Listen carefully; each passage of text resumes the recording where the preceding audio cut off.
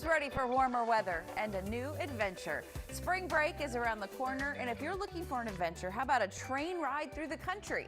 Travel expert Guomar Ochoa shares 3 stops that she would recommend for a family vacation. Guomar, so great to see you. I can't believe we're talking about spring break plans already. I know, it's so good to see you, Kristen. I know it's February, but I think we're all ready for a little vacation. What do you recommend when it comes to spring break and if we're wanting to maybe travel across the country? Sure. I mean, I know a lot of people want to travel across country. It's a big commitment. It takes a long time. So you can do what we did, which is we actually got on Amtrak. We decided to take the Southwest Chief, and it goes from Chicago to Los Angeles. So you can do it in one fell swoop. It's 48 hours total, but we decided to break it up a little bit. So I wanted to talk to you guys a little bit about what we did and maybe something that you all can follow. Okay, so let's start at the beginning. Let's start in Chicago. So we flew to Chicago, and this is a great city. I love Chicago. Obviously, it's a little bit cold right now, but it's a really fun place to go in the spring and the summer. And I would dedicate a couple days here if you can. For sure, I would get a city pass just because it's really kind of the best way to see the city. You've got so many options with it.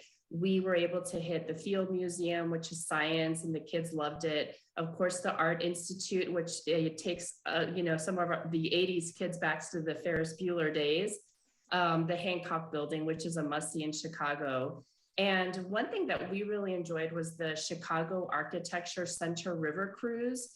And Chicago is really well known for its architecture. So this is a great way to see all the architecture that Chicago has to offer, and the kids loved it. So really highly recommend going on the river cruise. There's so much incredible things to do and see in Chicago. One of our favorite places to go. All right, so you started in Chicago. What was the next stop? So we boarded the train in Chicago, and then it's 30 hours. So yes, 30 hours to your first stop, which is Flagstaff, Arizona. And Flagstaff is a great city. It's like a college town, so it's a really fun place to go if you've never been to Arizona. But our main thing was we wanted to visit the Grand Canyon. We actually booked a Grand Canyon adventure tour, and they picked us up at the hotel in Flagstaff. And we had a great tour guide. His name was Milton. We spent about 6 hours at the Grand Canyon with Milton, and he used to be a park ranger there for 15 years. So it was just great to have, in the small amount of time that we had, to have somebody who could take us through. And, he took us to all the best, picture sites, and we really had a great time. So obviously, we didn't have days at the Grand Canyon, but it was a great way to get a taste of it and to experience it. Okay, so from Arizona to Cali, you finished up in LA. What do you recommend? Yeah. So in Arizona, we got back on the train, and then it's 11 hours to LA. LA is LA. It's a great city.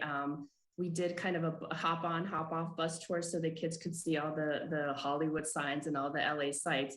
But we were also a little tired, so we decided to go to Santa Monica and have some downtime.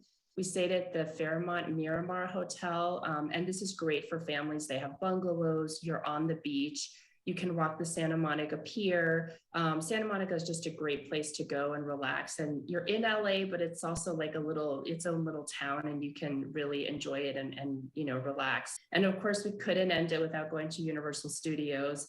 My kids really wanted to do the whole Harry Potter thing, so it was really fun to have some time at Universal as well.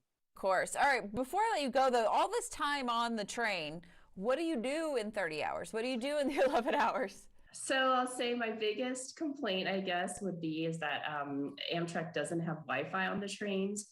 So luckily we did have a hotspot. So you do have, some Wi-Fi on your own, if you will, in the time being. But we downloaded a bunch of movies, we read. It was actually really nice to have like quality time together.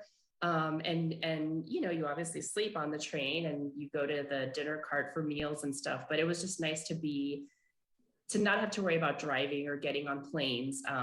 But it is a little long, so definitely would recommend booking a family room. Some great ideas for more travel tips and ideas from Guomar. Check out her website, cosmomommy.com.